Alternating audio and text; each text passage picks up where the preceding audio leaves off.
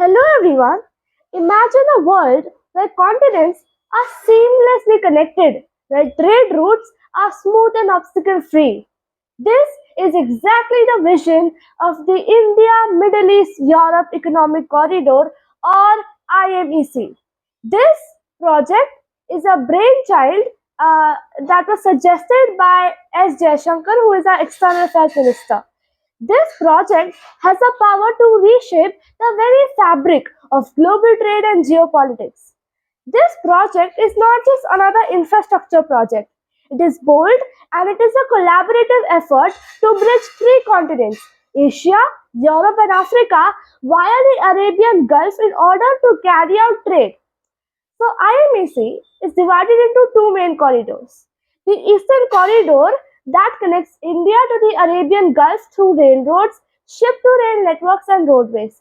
And secondly, the Northern Corridor stretching from the Gulf to Europe, creating a seamless flow of goods, energy as well as data. Imagine goods moving from India to Europe, passing through ports in UAE, Saudi Arabia, Israel with a great speed and while saving costs at the same time. However, you might be thinking that we already have the Suez Canal through which we carry out trade with Europe. Why do we have to waste so much money in order to build another route? Well, do you know that the Suez Canal, this single route alone, carries out 12% of global trade? And mind you, this canal is only 193 kilometers long, and every day more than 50 ships pass through this only canal. So now all of you know that how vulnerable the Suez Canal is. And imagine if any single blockage or if any minor damage happens in this area, it is going to completely block a connection with the rest of the world as it is going to stop trade. We have seen an example of the Ever Given ship blockage in 2021. This accident blocked approximately 400 ships, impacting not only the vessel itself but also it harmed the global supply chains after the pandemic. This blockage of the Suez Canal in 2021 caused the loss of $89 million. Similarly, we also saw the Red Sea crisis. I've made a separate video about it.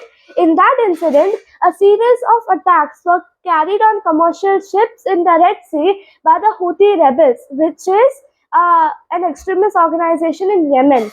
And this Red Sea crisis was so severe that, according to IMF, in the first 2 months of 2024, Suez Canal dropped by 50% from a year earlier, while trade through Panama Canal fell by 32%. Now, I guess all of us know how weak the Suez Canal is, and we should not completely rely on it. So, what is the second route through which we can carry out trade? Well, it's going all the way down from Cape Town in South Africa and then coming back up to Europe. This, however, will cost more time and more money, and this will add up to the shipping costs. This is where the IMEC will be useful.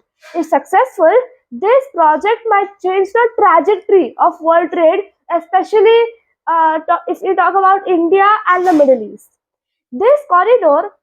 This route starts in India, where goods are transported via ports to the Jebel Ali port in UAE. From there, cargo passes through Saudi Arabia and continues through Jordan and Israel before reaching the Mediterranean Sea.